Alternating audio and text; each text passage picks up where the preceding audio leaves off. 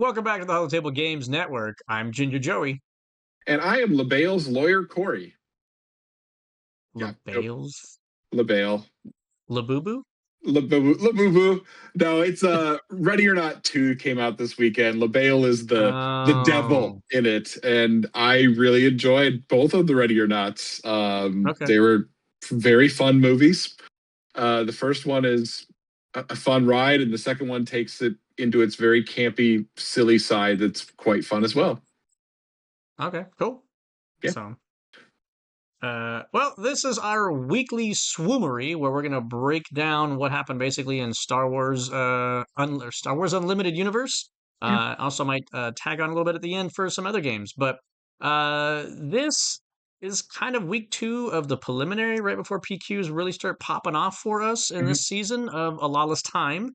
And we've had a couple special tournaments happen over the last couple weekends that have given us a snippet of what we might be seeing of things to come. Corey, what was your takeaways? I think it was a fun weekend. I actually did watch a fair number of the games as they streamed this weekend, and really enjoyed what I was seeing and out of the gameplay there. Yeah, I think it's giving us a good taste of what there are potential options in the meta. I think that's what the biggest telling point is. What decks might we need to be thinking about, looking out for? Might you want to consider if you're looking at decks still to play? It gave us a good taste, but as Joy, you said, it is still very preliminary. I don't think this tells us a ton about what the meta is going to look like. It's just starting to give us that first taste.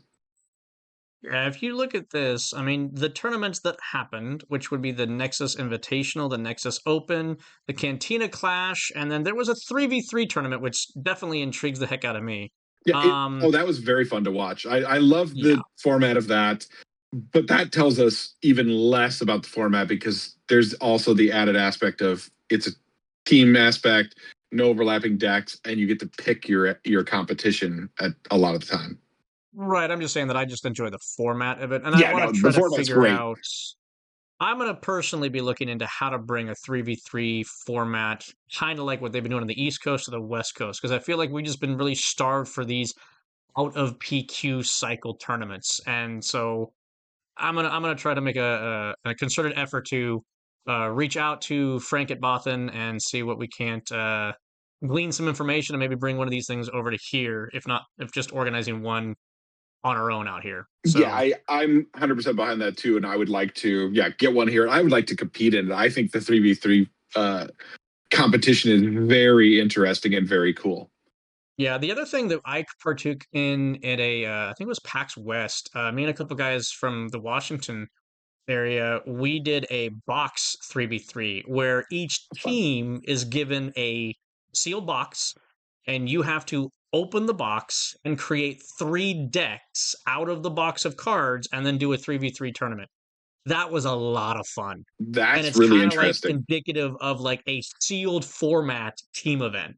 Yeah. So, because it's like, hey, if we're both playing blue, well, either we're going to be splitting the removal or I get all of it and you're trying to do something different. You have to make those decisions as a team what you're going to end up doing. And that was just a lot of fun to have to come down and, figure that out. So I Yeah. definitely want to bring more of that kind of alternative playstyle to tournaments so that during like quote unquote the off season, we can have fun still and have like a competitive scene around. So I'm going to try to figure out something on the West Coast for us to be able to do that with.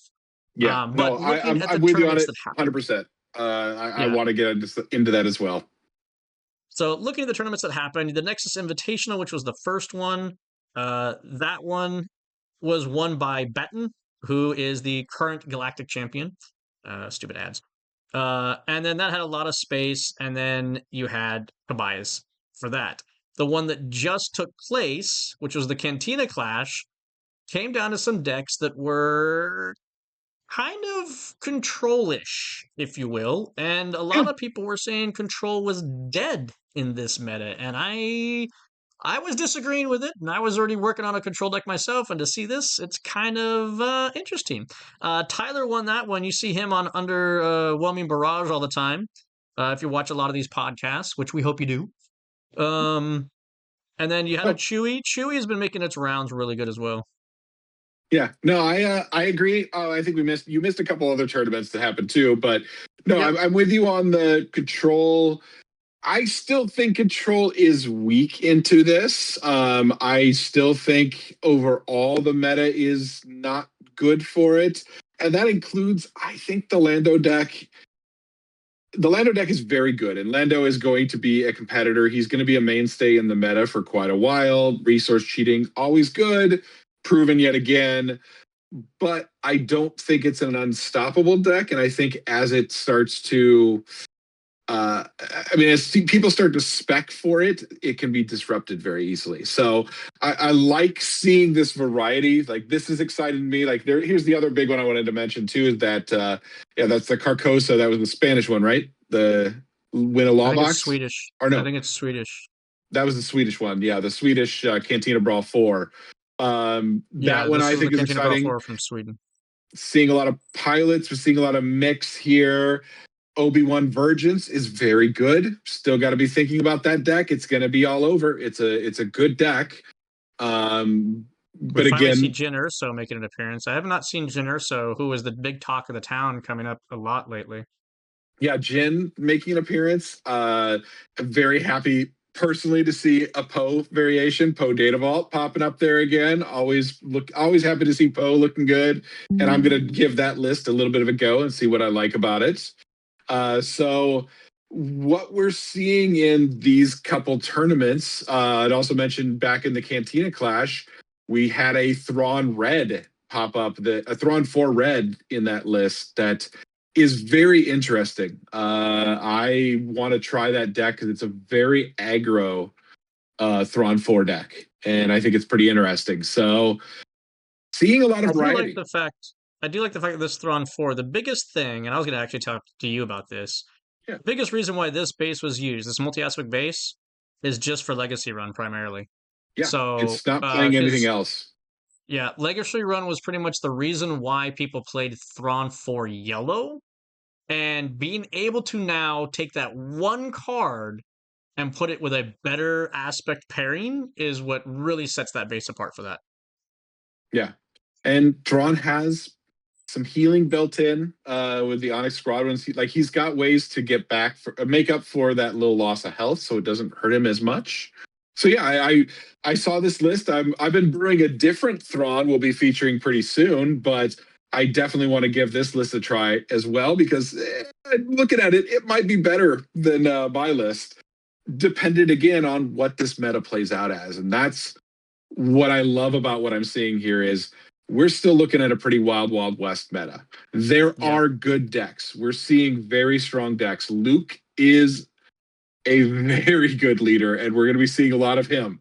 Like we know we're going to see a lot of these decks, but there's a And then variety of this them. Yeah, this Arabian Nights one, this Luke Yellow, I'd been brewing Yeah. one of these, and I was thinking like everybody else is on Data Vault. I think yellow is actually the secret sauce for Luke. I don't think green and Data Vault is the way to go with it. And clearly, somebody else thought the same lines as me because here we are, the first place out of this tournament. So yeah, I think it just gives you a lot of good, clean lines to be able to take care of a lot of the space threats. Because being able to do that extra ping damage when you have units like Blue Ace and what's the other one? The what's Kazuda's ship? I can't remember it now. Fireball. Fireball. Being Yeah. able just Blast to and Fireball. ambush in, and then I can do that extra little ping damage because both of them are fighters. So I ambushed you, and then I pinged your finish off. Okay, you got your Boba Fett, you got your 0-4 Tie Fighter start. Fireball ping, that's gone. Oh, you got your Fett's fire spray. Oh, good. Blue leader comes in. Oh, you got your AT hauler? Great. Blue leader ping. Now I got your AT hauler. I think there's Yep. too many options available for Luke in the yellow. And then you have your like Sabines on the ground. You have your uh, Lieutenant Gorn for credit removal. You have the new K2SO after I've pinged you can do damage and take out your leader. Even a 7 health leader like Infus Nest that flips on 5 can die to K2SO after I've pinged you with Luke. And then you even have your Kirkstand as like your finisher on the ground if you want it, and they can just pop back to your hand because it's very much like a Maul used to be in green. So I think the yellow is the way to go for Luke, honestly. Yeah, no, I'm not disagreeing with it. You know how much I like that Poe yellow I've got as well. That I Yeah. actually do need to do some more tweaking too. But it's again, that's what I like about this meta right now is because it's so open, because there's no single dominant deck. If you're building your deck and you have a bad matchup or two in these dominant decks, that's not the end of the world. As long as you feel good against some of them, you've got a potentially competitive deck. Yep. If you can't beat everything you're gonna be seeing, obviously don't do that. But if you feel like you're at an advantage, like I feel like Napo, I feel at an advantage against the Lando decks. Like I feel pretty good going into Poe against with that deck. So all right, that helps a lot. I don't feel great against Talzin, even though Talzin's weak against space. She's problematic for the Poe specifically, just because of how it's a space land mix. So like because of that, yeah, I've got some bad matchups. Going into Luke, I feel really good. So like I've got good matchups, I've got bad matchups. And that's nice when you have a diverse meta. That means it's gonna be reliant on what you hit, what you draw, and what your strategies are in the sideboard to mitigate those bad matchups. Yeah, I really feel like though with the Lando Rise, I knew a lot of people were talking about this deck when he was first announced, basically. Yeah. Because essentially you have the light side top end, which is just the dominant top end at the moment, with the combination of Qui-Gon, Liberty, and Bo-Katan, just kind of like cleaning house on anything that comes down. Yep. That said, it also feels like it's Han 1-ish all over again, in the sense that if you're not cheating, you're not trying. And it's like just cheating out resources is like king, right? It's Yep. kind of ramp, but not ramp. Yeah. Uh, He's a very good leader. And he's gonna be, as I said, he's gonna remain meta a big part of the meta Relevant. for the entire cycle. Mhm. But it's also a very high skill ceiling deck, as you said. Like Han One, it is very challenging to play well because of the number of decisions you have to make and the strategies you have to take, and the fact that, especially, you're going to see more and more. It's easy to disrupt, and if it gets disrupted, it falls apart. So people are going to be better spec to disrupt it going forward, and that's going to hurt it. So True. very good deck. And you need to be thinking about it, and you need to be sideboarding for it and be prepared for it, because you're going to see a lot. But it's not an unbeatable deck, is what I would say. Like it's very good, but you can mess with its strategy because it's a temporary ramp that it gets. Drops that big unit, you have a bounce, and suddenly that did nothing at all, and it's two or three more turns before you can drop it again. Sure. So now my question would be, do you think they put enough credit hate into the game to make a viable strategy against him? That's that I think is going to be the question. And you're right on that. I mean, I'm just trying to think through it. I think Red has a very good option in Avery or whatever his name, the one that you wouldn't play, destroy a credit unit and deal a damage. Yep. Avar, or yeah, Avar Vis or It's whatever it Avar. is. Yeah, that's a very strong option. Yellow got a very good option in Gorn. Blue Yellow has light an side got a good option. Yellow light side got a good option in Gorn. Blue, I think both light side and dark side have a good option with Galen. I think dark side plays Galen still as a plot at 6, Well, and a way to turn on Anakin potentially, and is good enough at turning off some of these things and other things. blue also Um, has the universal turns off all credits. yep, that's true. Uh, There's that one. I believe the one that just destroys an opponent's credit is a blue heroic one. Yeah. It's a 3-drop 3/4 or something like that. And then you have um, blue green, which is the trooper guy that basically destroys Yep. one and gives experience.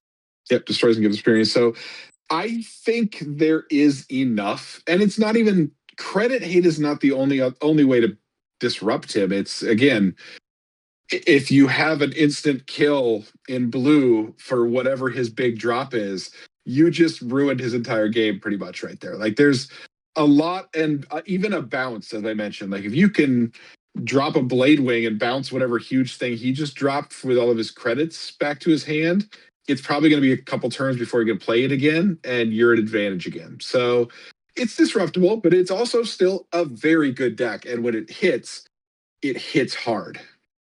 Yeah. I mean, it just a lot of it comes down to like, do you have your high end when you need your high end? I Yeah. mean, the match with Tyler that I saw was he literally had a hand full of high end and his opponent didn't. Well, we know how this game's going to pan out because what are you supposed to do against it? Yeah, So, that's where I agree with Tyler's build in this deck. It should be the 30 base, not Colossus. You need the hand size. That is very important for Lando because it is so intensive on a lot of different lines you can potentially go, and finding that exact line and the best line and finding the right top end. You need the extra hand, and that Colossus negative is not worth the extra 5 health. was there any not represented decks in the tournaments over the last two weekends or things that you thought you were going to see and just haven't seen? Well, the one I think didn't pop up at this deck, but I do think you're going to be seeing a lot more of, and I think is a very good deck, is those Qui-Gon decks we've been seeing recently. The Qui-Gon green decks are very good decks, particularly, I would say, because they have a very good matchup against Lando. What that deck does really messes with Lando. Ahsoka is brutal for him. Bouncing Blade Wings is brutal for him. So like that deck actually can kind of feast on Landos. So I think that's a good counterplay right now. If you're thinking you're going to a tournament and you think a lot of people are going to be going Lando, maybe take a look at the Qui-Gon green deck that's been going around this last week, because it's a very good deck. Leader that before this set even was like as it was being spoiled that I thought was going to be huge after rotation that we haven't seen anybody playing thus far. At least I haven't. Yeah. Han 4 pilot. Yeah, we haven't been seeing it much at the moment. I I mean, he basically does what Lando does on a 5 flip as a pilot. Yeah. And we haven't seen him at all. I I think part of it is, and this actually, and this is at least my thought process as well with him, is because of the way he operates and the weird tempo-y aggro aspect that he is with trying for that explosive 5 turns. Kind of want to see how the meta is fleshed out a little more before trying to really push what is the best build for him right now. Like that's kind of been my thought process with him, is I need to get back to him. I haven't yet. I mentioned this to you. I actually was going back to Thrawn 4 this last weekend. We'll try to feature that soon. But yeah, I'm trying to go back to these leaders again and look at them again. And yeah, I think it's more of a, now that we're seeing maybe a picture of what decks it has to compete with, that focuses it in on how it should be built. Okay. That's my thought. Interesting. It's at least what my mind is saying and my Sure. thought on it. So, like I said, he's just the one leader that I was shocked we hadn't seen like any representation from because he was actually a strong deck before Lawless Time even came out. And Yeah. then I didn't think that like the loss of Tarkin Town was really going to hurt him that much. So, No, it's definitely yeah, interesting. I think it's interesting. I think we've got, as I said, we're still looking at an open meta. These early results don't come here looking and saying, "Oh, this is definitely the top deck."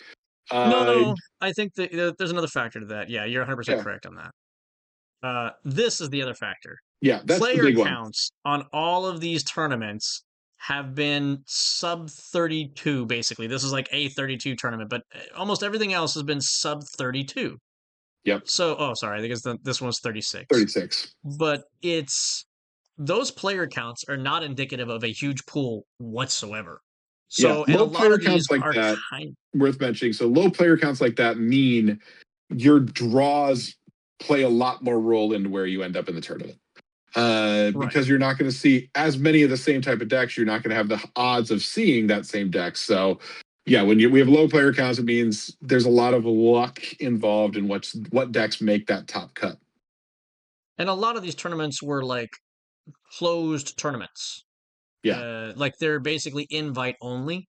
I don't think I think the Cantina Clash was an invite only. I know the Nexus was an invite only. yeah, So it's a fixed group, and so that's the other thing to consider is that these are just a glimpse about what you might be seeing, kind of thing, what other people have been looking at.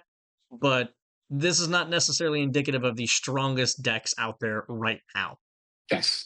Test your deck against these decks. You need to be aware of these decks. You need to know about your game plan against these decks because, again, as we always mention, we all love the net deck. Heck, as I said, I if I don't feel like my deck is if my decks start to fall down and I'm not feeling like they're competitive enough, that Lando Blue is definitely what I'm looking at potentially picking up because it's very much my play style of deck. So I like that, and I'm happy to I don't. There's nothing wrong with net decking, as we mentioned. I would need to tweak it for my personal play style. Never keep a deck. I always say net deck is fine, but always tweak it. You need to play it and you need to adjust it because Make it everyone plays yours. differently. Yes. So like it's not a bad thing, but it's also like don't feel like you need to jump on any of these decks. There are definitely going to be decks that can pop up out of nowhere and win tournaments because they have a good matchup against a lot of these common decks. Yeah. So that's kind of what we're looking at for an introductory thing in the SWU universe. It's a lot of pilots and some soft control, primarily on the light side of things, because the top end is light side-ish at the moment. Yeah. So I'd say Chewie's your biggest aggro representation at the moment. He is big and strong and burly, but a nice legacy run takes him out real quickly. Yeah. I mean, Chewy and I mean, I would say, yeah, your aggro representation, the biggest ones are Chewy and probably Vader. Vader Yellow is still a very good deck and still going to be a regular in the meta. But yeah, those are your two aggro decks, I would say. Vader Yellow got fourth place at the Cantina Crawl. So Yep. yeah, it's definitely still relevant. And I think Vader Yellow still has some great tools available. And I think its representation is a little skewed because I think people haven't even fully explored and gotten into all the different things that Vader Yellow has capable of doing. Like a lot of people were like shocked when Vader was going to the ground with a Chancellor to throw out some Sentinels. I'm like, how is that not like a thing that was like Yeah. commonplace after he came out? I mean, that just basically gave you option B instead of everybody going like, "Oh, you're all space, I got you covered." No, I can go to the ground too, and then I beat you in the face with a nice big like 5/6. It's like, ouch. Yeah, Um, I saw that it was V actually that was running that. I can't yeah, remember her team, but I've played against her in a few different I tournaments. think she's also McClunky. Yeah, I think she's McClunky, but yeah, I've seen her a few times, played against her in a few tournaments over time, and she's a very great player. She has been on Vader Yellow since Jump to Lightspeed, so that's always fun to see. I think the thing that makes space problematic at the moment is hyperspace disaster. You need to have an answer for hyperspace disaster. Yep. Otherwise, it's a disaster for you and your game is basically done. Um, Especially because like players like Lando and stuff, they can bring it out sooner with credit tokens than your 7 resources. So you Yep. cannot treat that as like oh, I have until turn 7 before I have to worry about it anymore. No. You might have to worry about it as early as turn 5. Yep. So it's definitely something you need to have some contingency plan for. This is again where I always like to advocate for my Poe Yellow because my contingency plan is game two. I just go ground and say, "All right, you're gonna sideboard those in. I'm gonna play a different game now." Well, you can also just sideboard in the hand removal one. Yeah, well, I mean that's built in. That's already in the deck. I've updated the deck since then, and Jam Communications are actually just a three of automatically now at this point because there's too many Right. things I need to pull, too many things to take away. Yeah. And depending on what your makeup is, the other one that's not terrible, it's almost a little bit better than Jam Communications, but it is neutral, is the trick that is it's a force trick. You have to disclose, but you can take a non-unit, which means you can take an upgrade out of somebody's Yep, hand as well. So again, it just depends on what your deck needs to look like. Are you going for certain aspects, et cetera, et cetera? Do you need odds versus evens because it is a 2 cost instead of a 1 cost? yep, yeah. That's So of consideration. Yeah, 100% that's of consideration. I will say, and the one other thing I wanted to mention about our weekend is one thing we did see that I believe there was pretty good representation of was Obi Virgin's Temple being in a lot of these tournaments, but not really placing heavily high. You can see it won one minor tournament of 12, but it, I've been kind of, I think the argument a lot of us are making now is it probably shouldn't be running Virgin's Temple. It should be using the 28 health base. the It's a force little, base instead. yeah, it's a little bit too much of a one trick pony when it's trying for just the Jedi Counselor into something big turn two. Mm. Whereas the force base gives it a little bit more flexibility.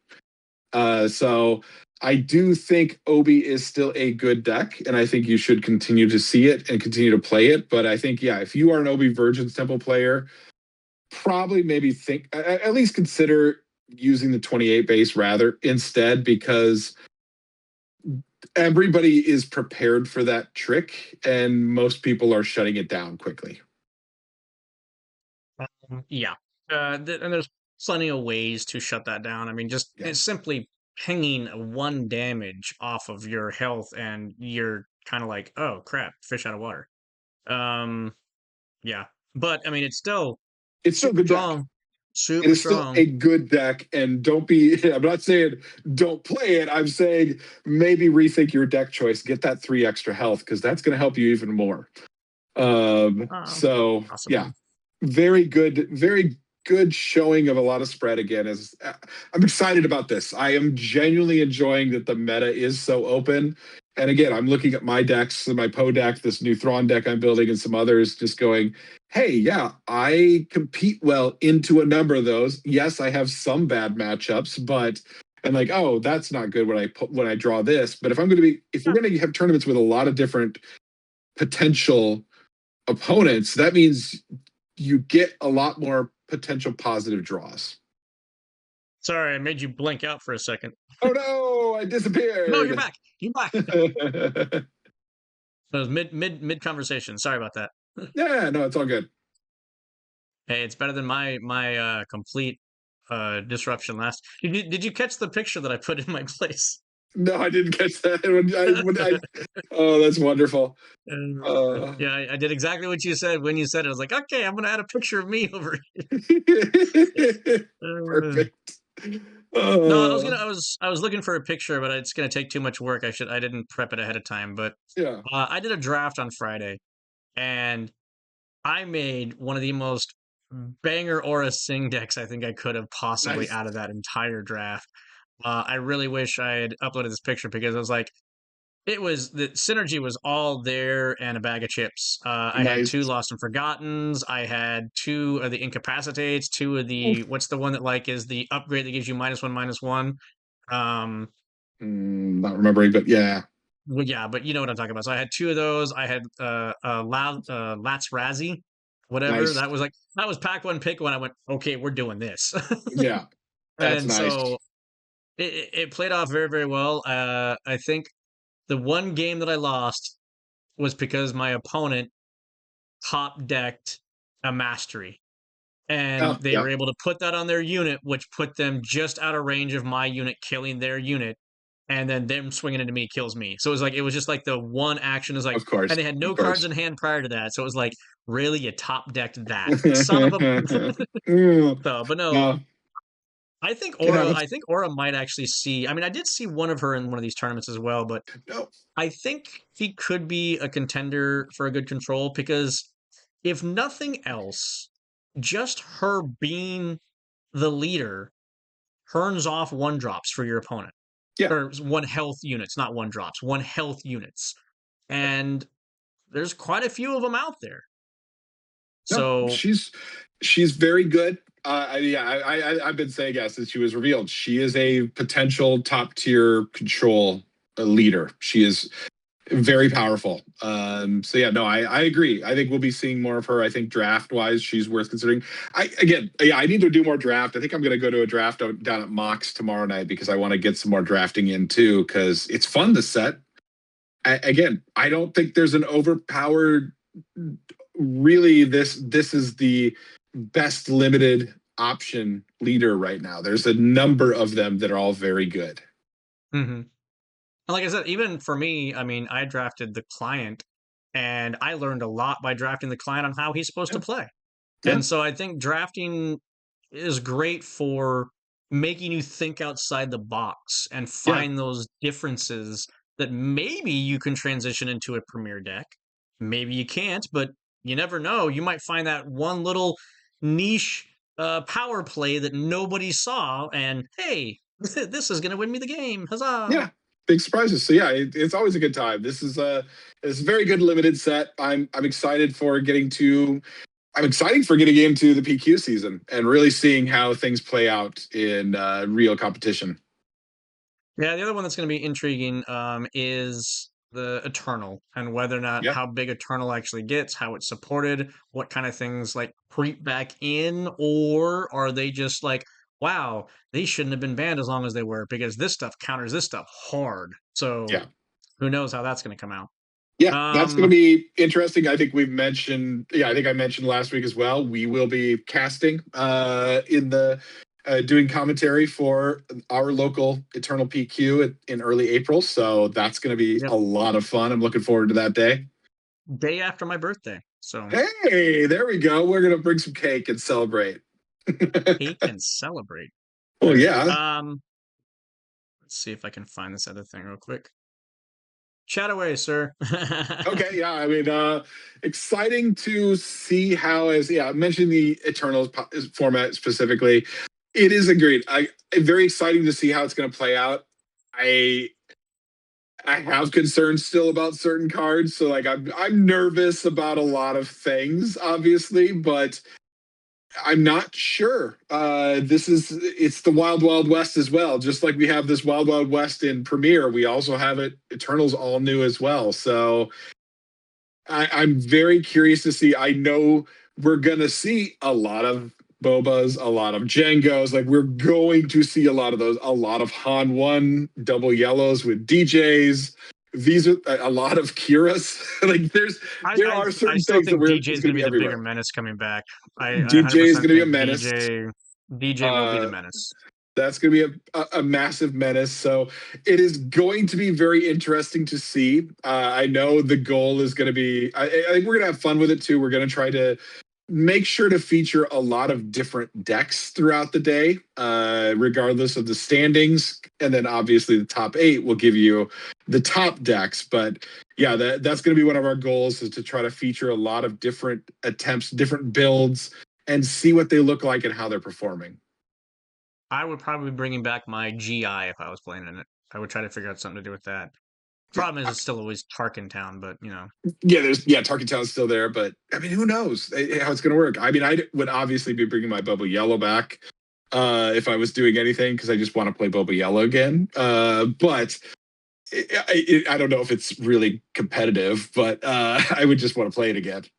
But then again, somebody showed me a Tobias Beckett, Yeah, endless legions Tobias Beckett, and I went, oh, yeah, yeah. There's builds for the new leaders for sure as well that you have to be considering. There's a lot of things that this newest set are making really good The other and new thing that I've leaders that are also really been good.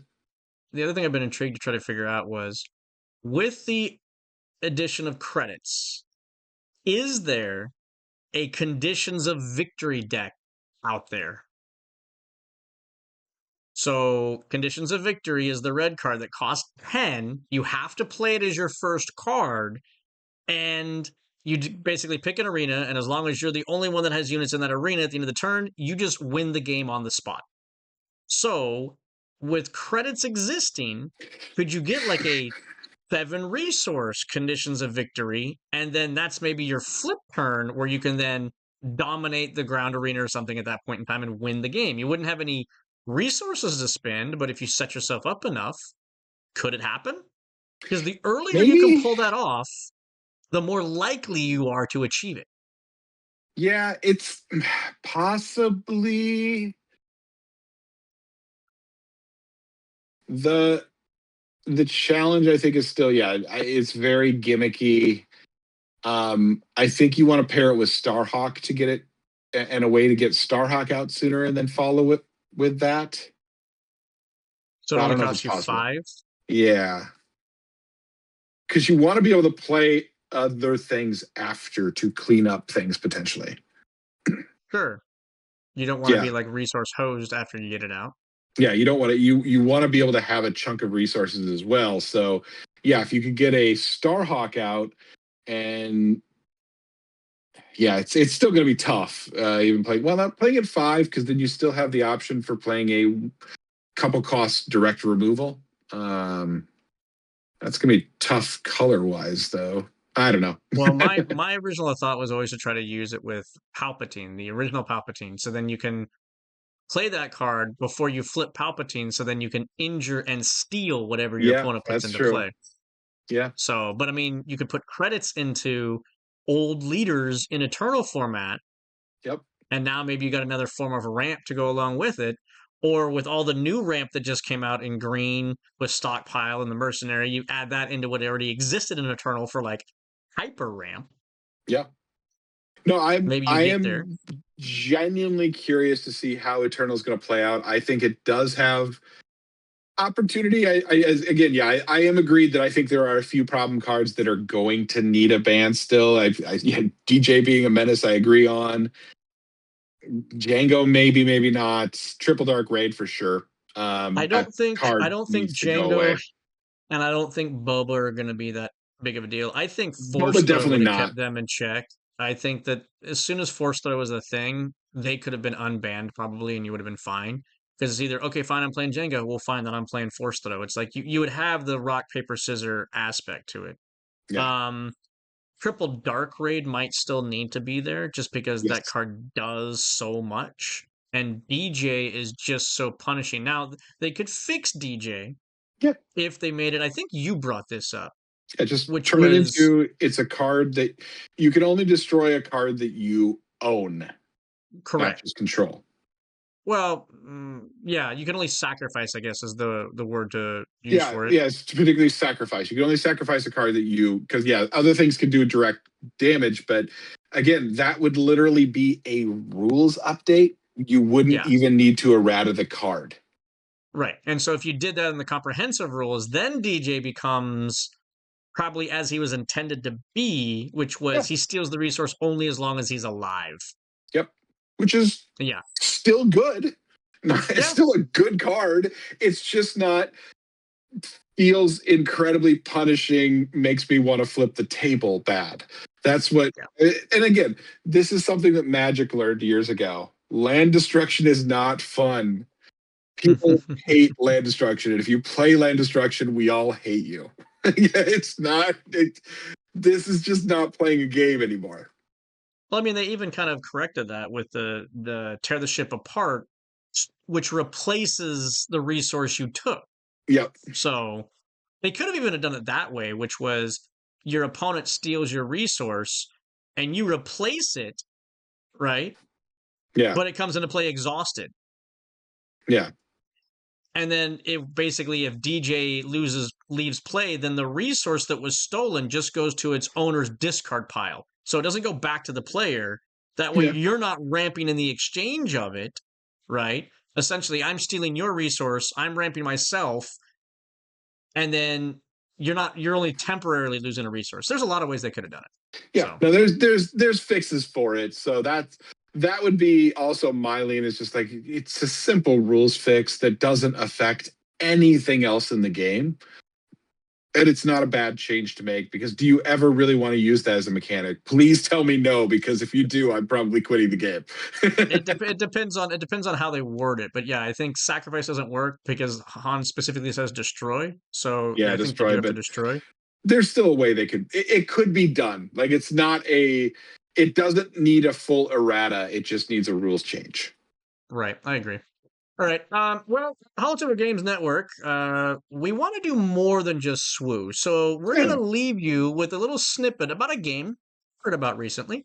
And it's got Corey's ear pretty good and solid. Let's see if I did this correctly, and I can just bring up the website for it. Ha ha! Hey, there we go. So it is called Hellbreak, and it is a trading card game by Spin Master, and it revolves around the Universal's monsters, aka like your old school Dracula and Frankenstein and like Swamp Thing and stuff like that. I think Swamp Thing. Don't quote me on No, that one. not Swamp I Thing. haven't. Creature from the Not Black Swamp. Lagoon. Black That's the Lagoon. one I'm trying to think of. They're very similar, but yeah, Creature from the Black Yeah, Lagoon. they're That's both the one that I'm damp. thinking of. I'll give you that. They're Okay, damp. okay. They come from the swamp. Okay, or That's not the true. water. No, no. They're Black water. Lagoon is not a swamp. No. It's water. And yeah, Jaws is obviously the same as them too, right? I think Jaws is in this actually because it's Universal Studios. Yeah, it's Universal. Yeah, they're gonna have Jaws with that, which that's fun. No, So Joey just told me about this. I had not heard about it, so I'm obviously going to be looking into it afterwards more and learning more. But I mean, this is in my wheelhouse. I enjoy me some classic horror. The Universal movie monsters were always fun. I love those movies. I'm on board for this if it's actually a good game. That's the real question. Is it actually a good game? this website does show you the quick start rules, so you can actually look through it and see if there's going to have mechanics that are going to intrigue you. So Yep. Yeah, so I'll be looking into this. Like this will be one that I'll be keeping an eye on.